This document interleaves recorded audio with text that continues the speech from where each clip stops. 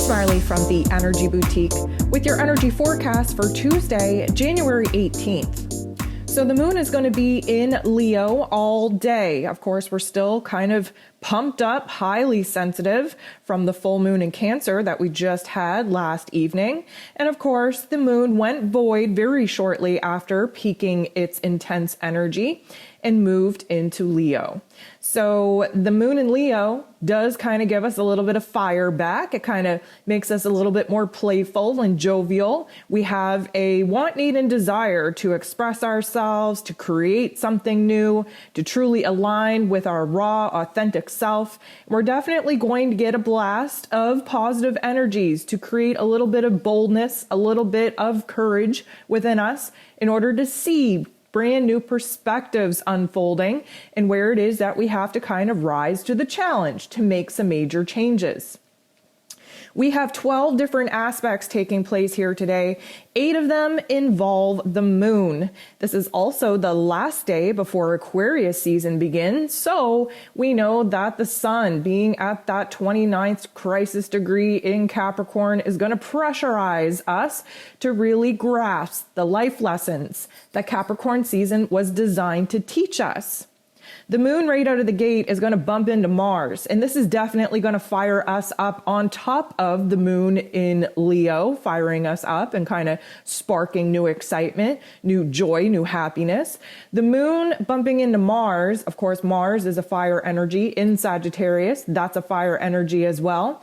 We are looking to initiate. We have a new perspective, a new truth, a new meaning, a new purpose that we want to pursue. And now we're finally starting to put the pieces together on what it is we have to do within our emotional selves, our mental selves, our spiritual selves, in order to actually muster up the physical energy, the drive, the determination needed in order to actually make that first step into our brand new path. Mercury, who is retrograde, is going to sextile Chiron, the wounded healer. This is going to give us a beautiful opportunity to kind of reframe our thoughts, rewrite some narratives, and open up a healthy dialogue within ourselves first and foremost, but with some relationship issues that we've been having a hard time sorting out, talking about. This is definitely going to help us focus in on our problems. We are a little bit more aggressive and willing to tackle our problems, and we have a little bit of genius helping us actually come up with some solutions to these problems that we've been avoiding for far too long. The moon is going to bump into Jupiter in not the nicest way. This is likely going to be an outside trigger, an activation of sorts to give us an option, to give us a choice point on whether or not we are going to take the opportunity to grow through the growing pains that we're currently dealing with, whether or not we are going to act out of ego reaction, or whether we are going to rise above, align with our higher selves, and actually see the greater, grander lesson taking place here and choosing to act accordingly. Things can definitely feel a little bit restless. We are definitely feeling on edge, and a lot of that is due to Uranus, the Great Awakener, stationing direct.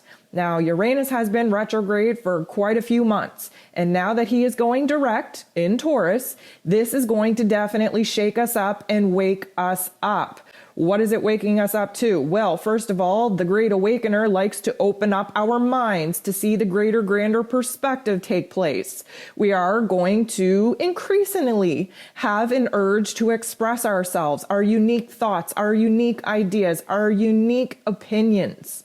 This is really going to increase our ability to want to take a chance, to kind of want to take a risk. Yes, we're going to be in a position to have to rebel against some restrictions that have been put upon us. Again, we have to understand that Capricorn season illuminated for us where it is that we feel held back, heavy, weighted, restricted.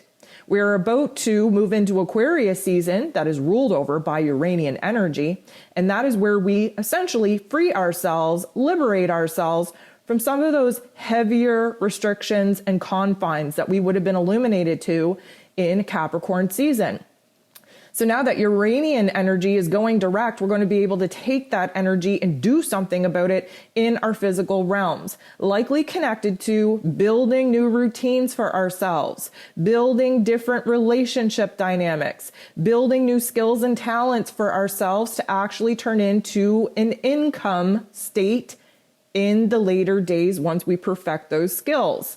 We have to listen to our gut. We have to listen to our intuition. This Uranian energy channels information in from the higher realms.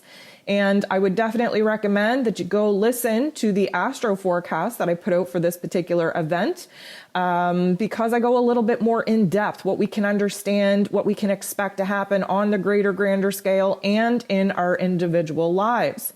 The moon is going to bump into Neptune in not the nicest way. This is just a little bit of a tension point, a little bit of a conflict with us trying to align with our intuition, with us trying to see the clear picture of our dreams and our goals. This is going to kind of dampen the amount of creativity that we're able to actually channel into our daily lives at the particular moment, but it's not going to last that long. We have Mars bumping into Uranus. This is going to add to the edginess. We have to understand that the Uranian energy has a huge influence on our central nervous system. If you have not listened to this week's Ascension forecast, I would definitely recommend that you go do that. Mars bumping into Uranus, yes, has us on edge. Yes, has us a little bit restless. We are having this overwhelming need and desire to make a change, but we're really not sure where to start or what that change should be right now. Now, let me give you caution here. If you act on impulse, you will definitely make a mess for yourself. This could get you in trouble. We could be projecting our restlessness, our edginess, our nervousness out into the world onto other people that definitely shouldn't be bearing the brunt of our uncertainty.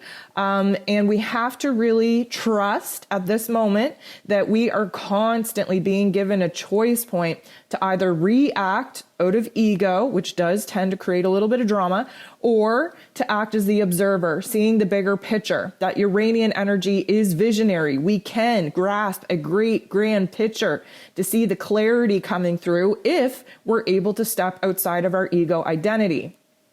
Now, the moon is going to sit across from Mercury, who is retrograde in Aquarius. This is going to put us at odds with ourselves because, of course, Leo sits across from Aquarius. Leo is the heart chakra, very focused on our unique individual selves, focused on love, focused on playful energy, on creating something that is unique to us. But that Aquarian energy is focused on the collective. It is not the individual. It is the greater, grander group that we have to kind of consider, because if we go ahead and constantly do what is right for us as the individual, we might be implicating some social responsibilities on the greater, grander collective. But here's the thing, right now, our emotions in Leo need us to be bold and courageous enough to put ourselves first. And having an understanding, because Mercury is retrograde, that we have to reflect back on where it is that we've kind of sacrificed our own wants, needs, and desires for the greater, grander collective. You know, Mercury is retrograde. We have a lot of revision to do. We have to re-edit our plans here. Mercury is our headspace, our mental plane. The moon is our heart space. So we are going to be in conflict and at odds with what it is that our heart wants us to do versus what it is that our head thinks that we should do. The moon is going to trine Chiron, and this is likely going to put us in a beautiful situation to heal some of these realizations that we just would have been illuminated to. The moon, of course, is definitely fired up to make a change, to be in alignment with our higher selves and what makes us happy and what brings us joy.